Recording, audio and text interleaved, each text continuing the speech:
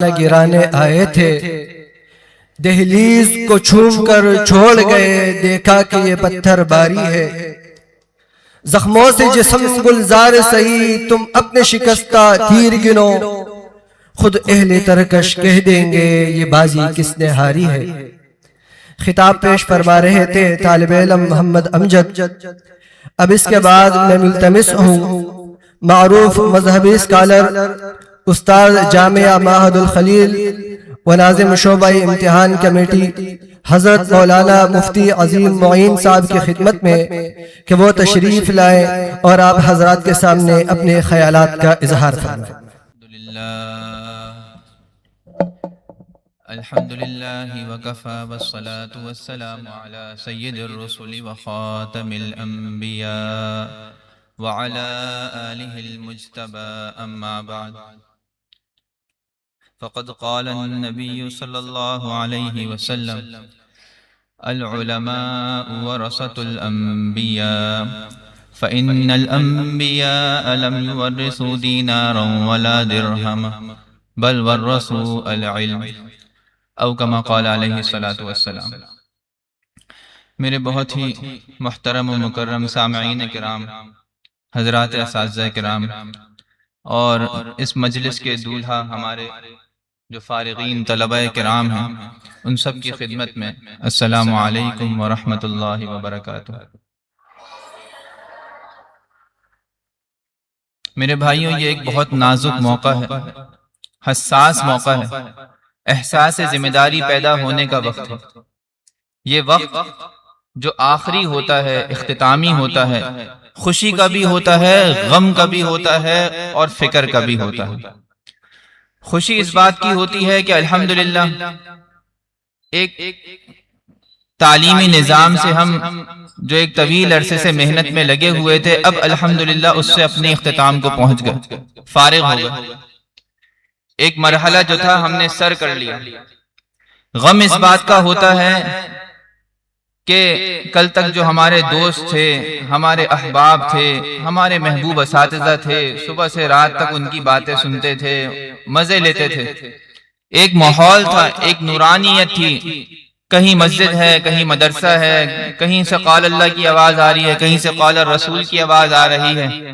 اب یہ وقت آ گیا ہے کہ اس ماحول کو چھوڑنا پڑے گا۔ گویا کہ ایک جو اطمینان کی جگہ تھی، عافیت کی جگہ تھی، راحت کی جگہ تھی، جہاں ہمیں کچھ نہیں کرنا تھا سوائے پڑھنے کے، ہمارے سامنے زندگی کی کوئی مصیبت نہیں تھی، کوئی مشقت نہیں تھی۔ ایسا محسوس ہوتا ہے کہ جیسے تیز چلچلاتی ہوئی دھوپ کے اندر ایک ٹھنڈے درخت کی چھاؤں میں بیٹھے ہوئے تھے ہم۔ ابھی جب آپ یہاں سے فاضل ہو کے باہر نکلیں گے، ذمہ داریاں آپ کے سر پہ آئیں گی، ہر مسئلے کو آپ نے خود ڈیل کرنا ہوگا، مشکلات آئیں گی، فتنے آئیں گے، لوگوں سے ایک ایک روپے، ایک ایک وقت کے لیے، ایک ایک بات کے لیے ہزاروں خواریاں کاٹنی پڑیں گی۔ تب آپ کو احساس ہوگا کہ یا اللہ، کتنی بڑی راحت میں تھے ہم مدرسے میں، کھانا بھی پکا پکایا مل جاتا تھا، سونے کے لیے جگہ بھی مل جاتی تھی، جب چاہا آرام سے کھیلنے کے لیے گراؤنڈ بھی میسر ہے، اور اس کے علاوہ انعامات، دوسرے اعزازات، یہ سب چیزیں بھی ہمیں ہاتھوں ہاتھ مل رہی ہے۔ ایک ایک چیز جمع کرنے کے لیے کتنا خون پسینہ بہانا پڑتا ہے، اس کا تو ہمیں احساس ہی نہیں تھا۔ تو دوسرا جذبہ جو ہمارے اندر آج پیدا ہونے کا وقت ہے، وہ ہے ہمارے غم کا، کہ کل کو ان اساتذہ کی مجلسوں سے ہم محروم ہو جائیں گے، ان بزرگان دین کی شفقتوں سے، منتظمین کی محبتوں سے ہم یہاں سے چلے جائیں گے، چھوڑ جائیں گے، اور یہ چھوڑنا ایسا چھوڑنا ہے بالکل اسی طرح کہ اس کے بعد پھر واپسی یہاں داخلہ نہیں ہے۔ ایسا ہی حسرت اور افسوس کا منظر انسان کو دنیا چھوڑتے وقت ہوتا ہے کہ اب واپس یہاں اس دنیا میں رہنا نہیں ہے۔ تو جب مدرسے سے نکلتے ہیں، فارغ ہوتے ہیں، تو وہی غم کا منظر انسان کے اندر آتا ہے۔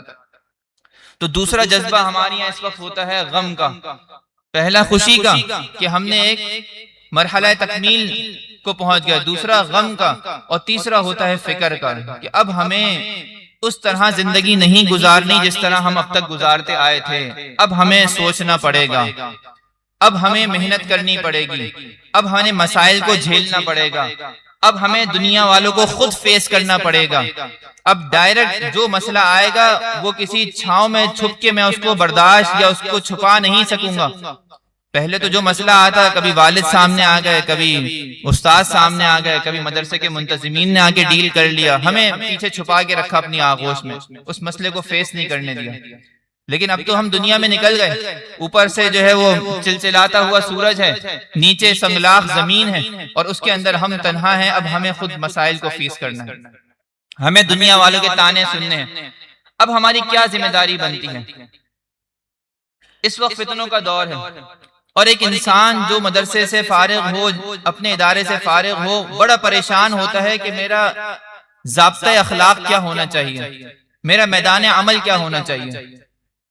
تو میں انشاءاللہ آپ کو دو باتیں مختصر سی عرض کروں گا, انشاءاللہ آپ اس کا اہتمام کر لیں گے تو ساری زندگی پریشان نہیں ہوں گی.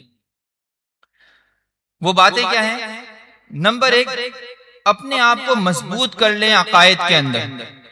الحمدللہ ثم الحمدللہ, ہم عقائد کے اندر علماء اہل سنت والجماعت کے مقلد ہیں, جو انہوں نے کتابوں میں لکھ دیے, جو انہوں نے علی وجہ العقیدت ہوں یا چاہے علی وجہ البصیرت ہوں, اہل سنت والجماعت کے عقائد لکھ دیے, اللہ تعالیٰ سے متعلق, اس کی ذات سے متعلق, اس کی صفات سے متعلق, اس کے رسول سے متعلق جو جو مسائل ہمارے عقائد کا حصہ ہیں, ہم اس کے اندر بال برابر پیچھے ہٹنے کے لیے تیار نہیں.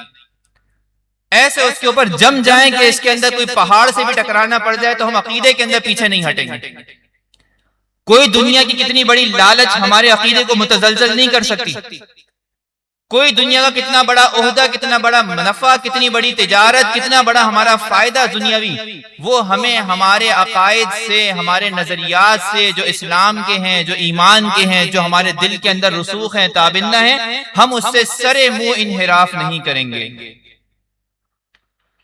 اور یہ عقائد و نظریات ہم نے پڑھے, شرح عقائد میں پڑھے ہیں, عقیدۃ الطحاویہ میں پڑھے ہیں, ہم نے پڑھے ہیں عقائد مختلف کتابوں کے اندر. عقائد علماء اہل سنت والجماعت المہند علی المفند کے اندر موجود ہیں. حضرت مولانا خلیل احمد سہارنپوری رحمۃ اللہ علیہ کی کتاب ہے. ہم اس سے سرے منہ انحراف نہیں کریں گے, پہلی بات. دوسری بات, مسائل کے اندر ہم امام اعظم ابو حنیفہ رحمۃ اللہ علیہ, آپ جانتے ہیں ائمہ اربعہ جن کی تقلید پورے عالم میں ہو رہی ہے, اور ان میں سب سے بڑے امام اعظم ابو حنیفہ رحمۃ اللہ علیہ ہیں. ہم عقائد کے بعد جو مسائل ہیں, مسائل فقہیہ ہیں, شرعی نظام ہیں, حلال و حرام کی بحثیں ہیں, اس کے اندر امام صاحب کے مقلد. اس کے اندر اگر ہمیں کبھی کوئی ضرورت پیش آئی تو ہم اس کو پرکھیں گے کہ حنفیہ کیا کہتی ہے, اور اس کے اوپر علی وجہ العقیدت و علی وجہ البصیرت. جن کے اندر علم مضبوط ہے وہ علی وجہ البصیرت عمل کریں گے, انہیں دلائل بھی پتہ ہوں گے, انہیں سارے کے سارے استشہاد بھی پتہ ہوں گے. اور جن کے اندر علم تھوڑا کمزور ہے تو ٹھیک ہے, علی وجہ العقیدت کہ ہمارے بزرگوں کی ایک اتنی بڑی لاکھوں کروڑوں کی جماعت اس کی ابتدا میں لگی ہوئی ہے, اور انشاءاللہ یہ علماء اہل حق ہیں, اور اہل حق کا اجتماع کبھی باطل اور گمراہی پر نہیں ہو سکتا, تو ہم ان کی ابتدا میں اس پر عمل پیرا ہے. دو چیزوں کے اندر اپنے آپ کو پختہ کر لیں. عقائد و نظریات کے اندر ہم اہل سنت والجماعت کے تابع ہیں, مسائل فقہیہ کے اندر ہم علماء احناف کے تابع ہیں. بس اس کے علاوہ ہمارے آگے پھر کھلی آزادی. دعوت کے کام کے اندر, روزمرہ کے مسائل کے اندر, شریعت کے مزاج کے سمجھنے کے اندر, اور مختلف چیزوں کے اندر ہمارے لیے میدان واسع ہے. طرق الوصول الی اللہ تعالی بعدد انفاس الخلائق. ایک جو داعی ہے, ایک جو مدرسے کا فاضل ہے, ایک جو علم حاصل کر کے نکلنے والا ہے, اس کی ذمہ داری ہے کہ وہ مخلوق خدا کو خالق سے جوڑے. بس اس کے لیے کس زمانے میں کیا طریقہ اختیار ہوگا, کس زمانے میں کس منہج پہ کام کرنا ہے, کس زمانے میں کس انداز کے مطابق کام کرنا ہے, اس کے اندر شریعت نے بالکل آزادی دے دی. ادعو الی سبیل ربک بالحکمت والموعظۃ الحسنہ, کہ بلاؤ اپنے رب کی طرف, اپنے دین کی طرف, حکمت کے ساتھ, دلیل عقلی کے ساتھ, بصیرت کے ساتھ, پیار کے ساتھ, محبت کے ساتھ, الفت کے ساتھ, اور پھر فرمایا والموعظۃ الحسنہ, بات میں نرمی کے ساتھ. جنگ و جدل کا زمانہ نہیں ہے, لڑائی جھگڑے اور تھوپنے کا زمانہ نہیں ہے، کسی کی گردن پہ تلوار رکھ کر اس سے منوانے کا زمانہ نہیں ہے۔ اس وقت ہمیں جو کام کرنا ہے وہ بہت حکمت سے کرنا ہے، بہت بصیرت سے کرنا ہے، مخلوق خدا کو خالق خدا سے جوڑنا ہے۔ اس کے لیے ذکر کی لائن میں لگ کے ذکر سے جوڑیں، ہم اگر فکر کی لائن میں لگ کے فکر سے جوڑیں، چاہے ہم اس کے لیے تبلیغی جماعت کے ساتھ جڑ کے ان کے ساتھ محنت کریں، چاہے آج کل کے میڈیا کے ذریعے سے سوشل میڈیا پہ کام کریں، چاہے اس کے لیے ہم دیگر جتنے ذرائع ہیں، ہمیں جس میدان کے اندر باطل کا سامنا ہو، ہم اس میدان میں سیسا پلائی دیوار بن کے کھڑے ہو جائیں اس کے سامنے اور کہہ دیں کہ ہم اس کو کام نہیں کرنے دیں گے۔ ابھی آپ نے ریسنٹلی دیکھا مفتی شمائل ندوی صاحب کا اور جاوید اختر صاحب کا مناظرہ ہوا، پوری دنیا نے دیکھا اس کو۔ اگر ہمارے لوگ اس میدان میں نہ آتے، ڈیجیٹل پلیٹ فارم پہ آ کے نہ بیٹھتے، بات کرنے کا انداز نہیں سیکھتے، وہاں پہ ببانگ دہل اپنا حق بیان کرنا نہیں جاری رکھتے، تو کیا وہ کبھی اس میدان میں مقابلہ کر سکتے تھے؟